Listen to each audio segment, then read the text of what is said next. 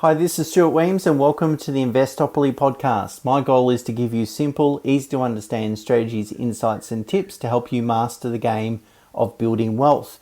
And this week what I'd like to do is share an analysis with you where I compared what was really important, buying under fair market value, or in fact buying at a perfect time of the market, or buying the right asset. And if you've listened to any of my podcasts, I'm sure you're going to guess what the right answer is going to be.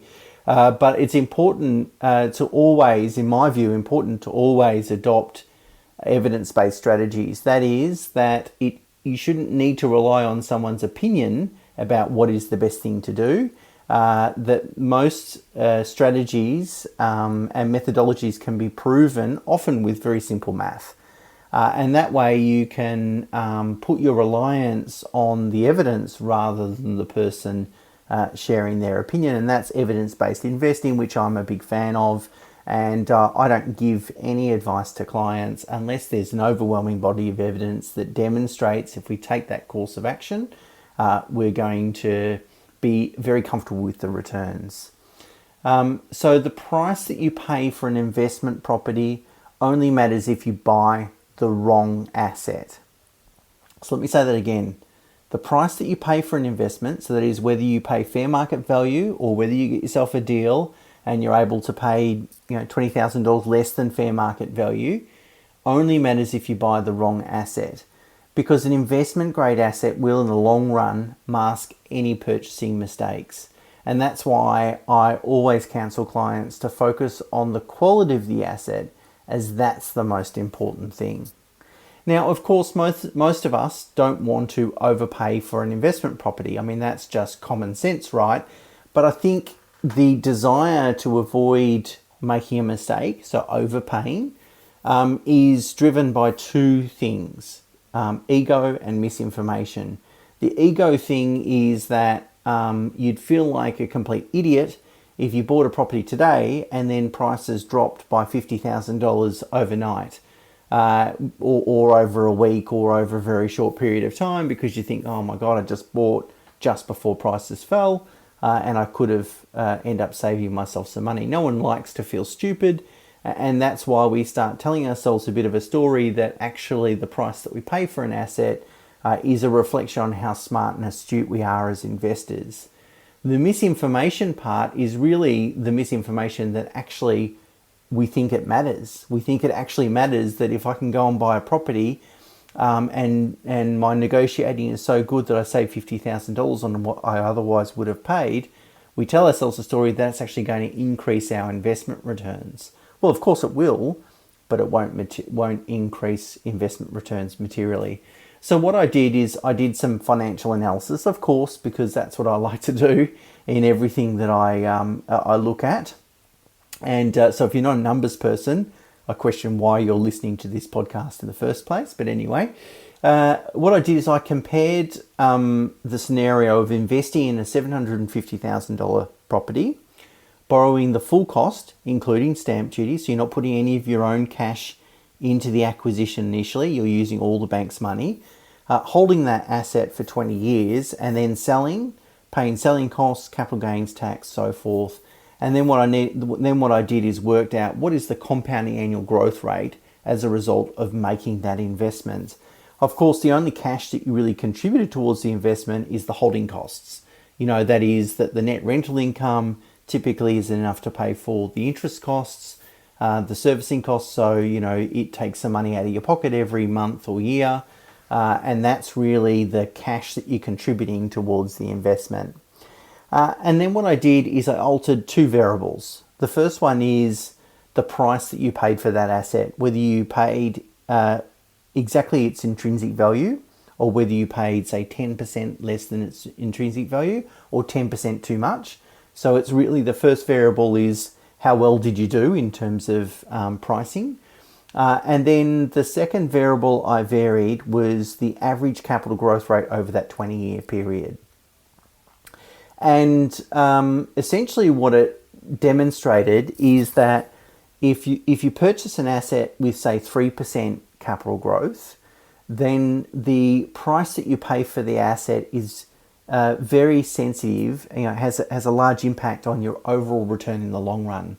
And the reason, and it makes sense, right? The reason for that is just because there's not enough capital growth in the asset, and then naturally, you're reliant upon crystallizing some equity in the property by buying well, or if you overpay for the asset, it really eats into the small amount of capital growth that you're going to enjoy over the 20-year period anyway. So put some numbers around it. If you purchase for less, 10% below intrinsic value, you increase your overall return by 75%, whereas if you overpay by 10%, you reduce your overall return by 77%. They sound like big numbers, but really the range between overpaying, underpaying, the compounding annual growth rate return is between 1 and 7.5%. So whilst the differences are large, the actual overall return is small because we're only buying an asset that's appreciating at 3% per annum. Whereas if we buy an asset that gives us 9% capital growth over a 20-year period, the plus or minus is between 8 and 10%. That is, if we buy well, we get to increase our return by 10%. And if we end up overpaying for an asset, well, our overall return reduces by about 8%. So it's far less sensitive to the price that we pay for the asset compared to its intrinsic value. And the return ranges between 20 and 25%. That's our compounding annual growth rate of return after tax as a result of making this investment. So even if you make a mistake and you make 20% per annum, I guess you're not going to be too upset as a result of that. Now, the numbers, as always, are in the table in the show notes and also on the website, so feel free to check them out.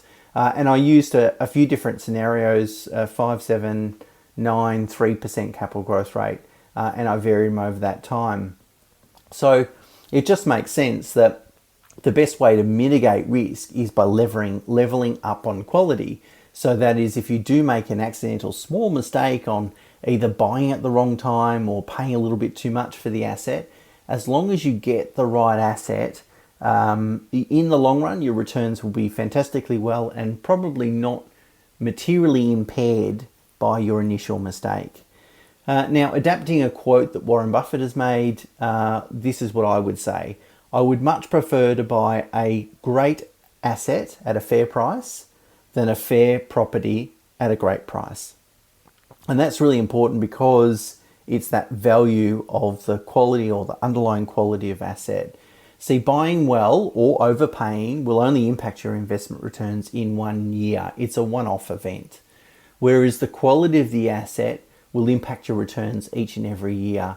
As such, you'll remember or be reminded of an asset's quality long after you've forgotten how much you paid for it or when you purchased it, as in, was it a good time, in inverted commas, to buy. So sometimes the desire to buy well encourages investors to set a budget that's too low for the actual property. And if they do that, they'll repeatedly miss out on the opportunities to buy a high quality asset. This approach is misguided because the simple math just shows to us that the quality is more important than the price. The price determines what you pay, the quality determines what you will receive in the future. So you're far better off to be realistic about an asset's price and in fact be very prepared to pay fair market value for a quality asset. As long as you do that and you go out into the marketplace and you have the right advice, there's a good chance you'll do well. If you are insistent or persistent on getting yourself a deal, always paying less than fair market value, I'm not sure you're going to be successful. In fact, I would say that buying for less than intrinsic value is really dependent on luck more than anything else. I mean, it is possible to purchase a property for less than intrinsic value. I've done it and I've seen it done a few times, but my thesis is that it's really just a result of being in the right time at the right place. And there's not much you can do through design other than being in the marketplace, being prepared to see value, being prepared to act quickly. They're the things you typically need to do to be able to take advantage of a good deal. But in terms of finding the good deal or creating the good deal, there's not a lot you and I can do from that. It's really just a bit of random luck. Now, you might be lucky that random luck might strike you only 2 weeks into your search campaign, or you may never be lucky and you'll be searching for the rest of your life. In the meantime, you're missing out on capital growth. So what makes a quality property? When I talk about quality property, just as a bit of a refresh for people that haven't been listening to my podcast for a long period of time, well, the high quality property is one that's going to benefit from perpetually high demand, but that property is in finite or short supply. So you're always going to have more demand than you do supply, and that then of course leads to property price growth. And there's really 3 attributes we're looking for. The first one is it must have a long and stable history of above average capital growth. So that is a capital growth rate that's better than the median house price in the capital city it's located in. And you can track past growth by having a look at past sales of the subject property, but also the properties surrounding that asset that are directly comparable. So quite often, if you're looking at a single-fronted Victorian cottage, for example, quite often they're in streets that contain very similar assets, single-fronted Victorian cottages in that street, and you can pick out 5 or 6 either side, and it builds a really large body of evidence of what is that capital growth rate. And that, again, evidence-based investing, you're not throwing darts at a dartboard, you're buying an asset that has proven attributes that demonstrate strong capital growth. The second attribute we're looking for is by their very nature, investment grade property assets are predominantly represented by land value. So there's more than 50% of the total value of the asset is land value, and as a result, of course, less than 50% is building value. And this is important to ensure it has the fundamentals to drive that long-term growth, to offset any depreciation and then drive overall growth. As we know, land appreciates, building depreciate. And third, the asset must have 2 elements of scarcity. The first element must be scarcity in terms of location.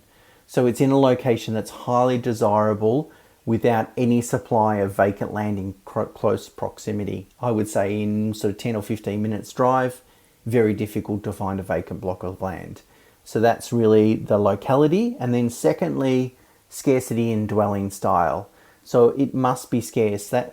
High-rise apartments are a really good example of a dwelling style that is not scarce. If you're in an apartment block with 200 other apartments, there's nothing scarce about that.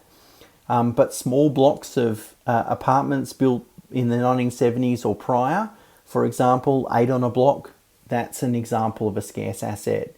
Heritage house architectural styles like Art Deco or Victorian are in very finite supply, if not reducing supply, and benefit from wide appeal. That's an example of scarcity.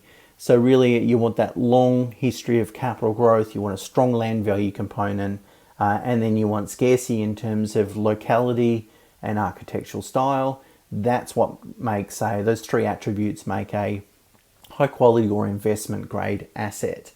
That's what you should, in my view, be focusing all your attention on, is buying the right asset. Therefore, that takes away the anxiety about whether now is the right time to buy. Because now's the right time to buy if you're looking at there's no such thing as a perfect asset, but a close to perfect asset.